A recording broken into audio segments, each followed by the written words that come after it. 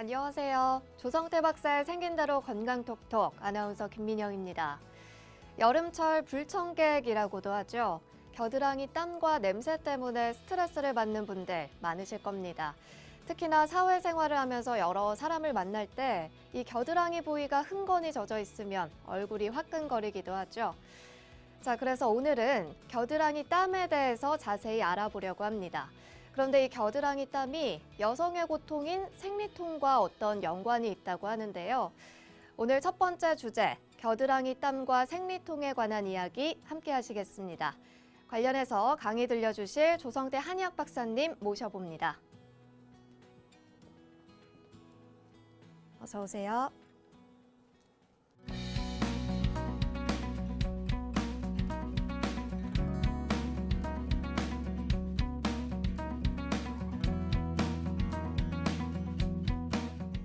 오늘의 첫 번째 주제는 겨드랑이 땀과 생리통입니다.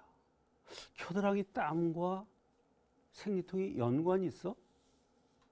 엉뚱한 얘기하는 거 아니야? 저 조성태? 이렇게 생각하실 수도 있습니다. 그러나 겨드랑이 땀과 생리통이 아주 연관이 많습니다. 생리통이 심한 경우 이런저런 치료를 해봤는데 안 나. 그런데 겨드랑이 땀을 없애는 그러한 치료를 하니까 생리통이 치료되더라. 이런 경우도 있더라, 이런 얘기예요. 일반적으로 생리통 하면 뭐 진통제 매달 먹으면 되겠지 하는데 반드시 원인이 있습니다. 또 겨드랑이 땀이 나는 것도 원인이 있습니다. 근데 인체는 참 묘한 것이 한 곳을 좋게 해주면 다른 것이 연쇄적으로 같이 좋아지는 것을 볼 수가 있습니다.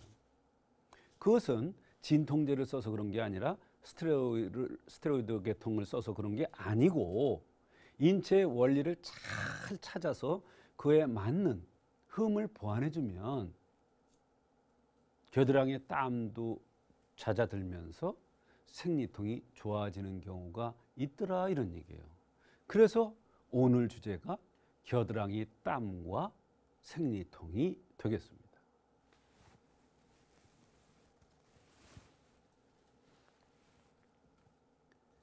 겨드랑이 땀이 나는 거, 우리가 여름이 되면 땀이 나죠. 또 운동을 많이 해도 땀이 많이 나요. 또 땀을 많이 흘리는 사람과 전혀 안 흘리는 사람이 있습니다.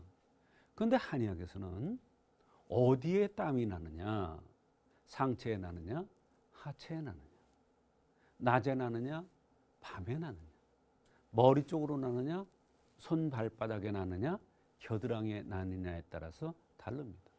심지어는 가슴에서만 나느냐, 등에서만 나느냐, 이거에 따라서 또 다르게 해석을 합니다.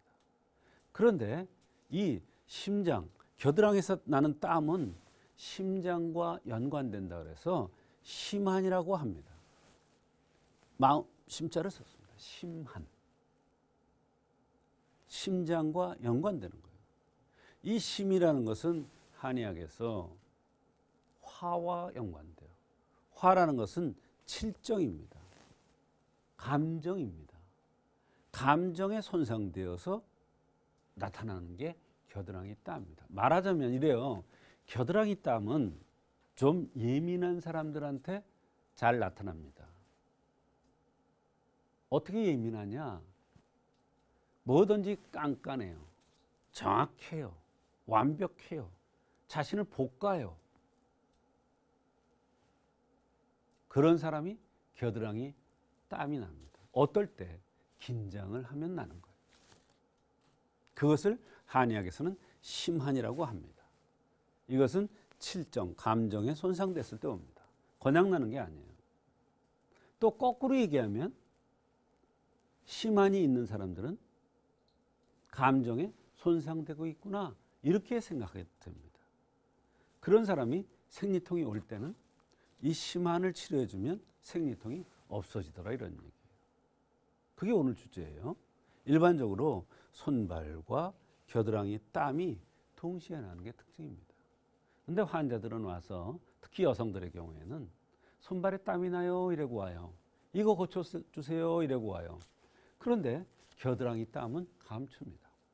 그런데 손발에 땀이 나는 것과 손발에 땀이 나면서 겨드랑이에 같이 땀이 나는 것은 다릅니다. 겨드랑이 땀이 나면 일단 심한이라고 해서 칠정과 연관되는 경우가 많이 있습니다. 그래서 겨드랑이 땀의 원인은 첫째가 칠정에 손상된 거예요. 스트레스를 많이 받은 거예요. 뭔가 마음이 편찮은 거예요. 두 번째는 기혈이 허약할 때 나타납니다. 오른쪽은 폐에 해당되고 기죠. 왼쪽은 혈에 해당돼 간, 심장입니다. 그래서 여기를 심폐, 엔진이라고 그러죠. 그래서 겨드랑이 땀 나는 것은 기혈이 허약해져서 나타나는 겁니다. 기는 폐고 요거는 심장이죠. 그래서 심폐 기능이에요. 심폐. 엔진이죠. 그래서 기혈이 허약해서 겨드랑이 땀이 나기도 하고 칠정에 손상돼서 나기도 합니다. 그래서 겨드랑이 땀의 치료는 감이, 복령, 보심탕 이러는 걸 씁니다.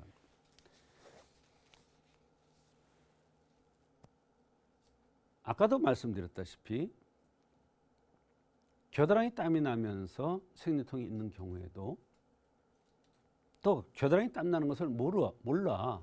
환자는 모르죠. 겨드랑이 뭐 다 나는지 알지 본인만 나는지 아나요? 모르죠. 그래서 생리통이 있어요. 근데 보니까 겨드랑이 땀이 나더라 이런 얘기예요. 그러면 이 복령보심탕이라는 약을 쓰면 감이 복령보심탕이라는 약을 쓰면 겨드랑이 땀도 치료되면서 생리통도 치료가 됩니다. 근본적인 치료가 되는 거예요. 또 감이 팔물탕을 쓰는 경우도 있어요. 이건 무슨 얘기냐면 애들이 왔는데 초등학생들이 왔는데 겨드랑이 땀이 나요. 유난해. 그래서 냄새도 나요. 근데 왜 왔느냐? 키가 안 큰다고 왔어. 키가 안 큰다고.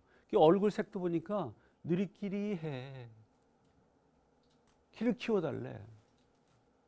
그래서 이 겨드랑이 땀 나니까 겨드랑이에서 땀이 많이 나면서 냄새까지 난대요. 그래서 감히 팔물탕을 썼더니 키가 크더라고요.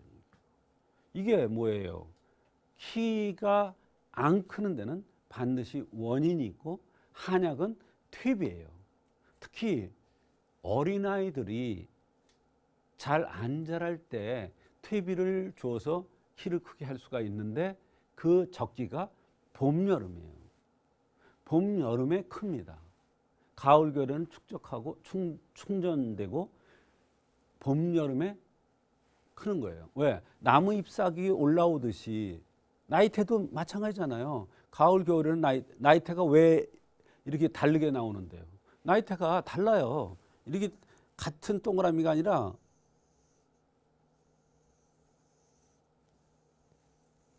이렇게 돼 있죠.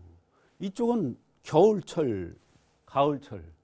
이쪽은 봄, 여름이에요. 봄, 여름에는 많이 자라요.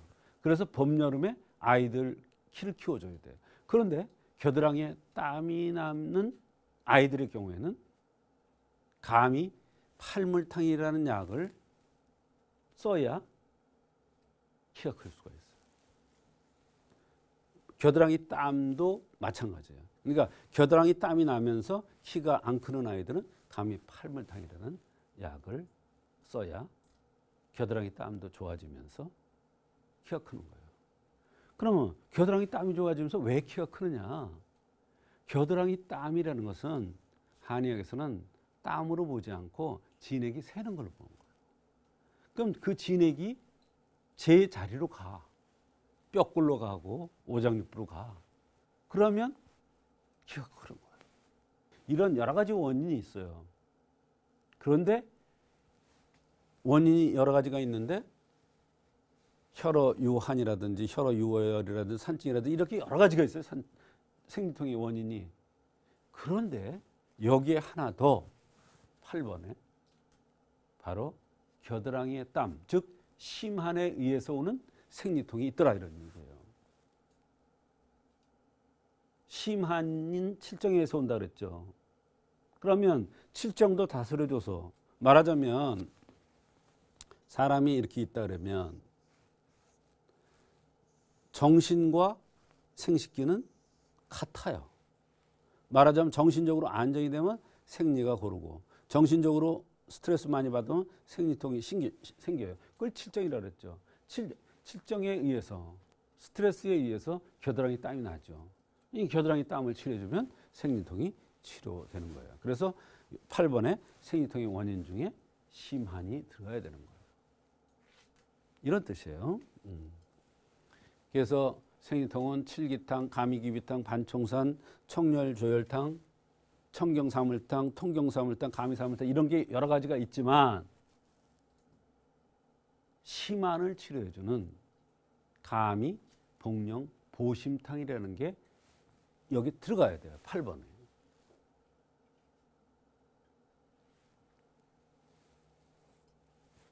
그래서 겨드랑이 땀과 생리통은 연관이 전혀 없는 것 같지만 한의학 관점에서 자세히 들어가 보면 겨드랑이 땀은 칠정에서 오는 거고 정신과